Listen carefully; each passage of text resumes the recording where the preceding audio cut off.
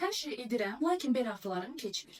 Bəzən elə bir durumla qarşılaşırıq ki, pasiyent dəfələrlə fizioterapiyalardan keçdiyini, ona hətta birdən çox disk yırtığı əməliyyatı aparıldığını deyir, lakin ağrıları hələ də davam edir. Bunun səbəbi nə ola bilər? Birinci, artıq çəki. Unutmamalıyıq ki, onurğadakı disklər amortizator rolunu oynayır və onun üstünə düşən çəki nə qədər artıqdırsa, o qədər çox yüklənərək zədələnir.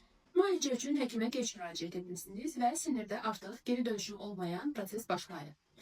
Yırtıqdan qurtulsanız da əməliyyatla və ya fizioterapiya ilə sinirdə zədə yerində qalır və sinirin zədəsi çox gec və çətin bərpa olan bir prosesdir. Yanaşı xəstəlikləriniz var. Bəzi xəstəliklər yırtığın sağalmasını çox ləngidir. Məsələn, şəkərli diabet və ya revmatik xəstəlikləri olan pasiyentlər gec sağalırlar. Həyat tərzi. Həkimin göstərişinə baxmayaraq həyat tərzinizi dəyişə bilirsiniz. Məsələn, mənim işim ağır çəki qaldırmaqla və ya saatlarla ayaq üstə durmaqla əlaqəlidir. Bu zaman təəssüf ki, yırtıqla yenidən qarşılaşacaqsınız.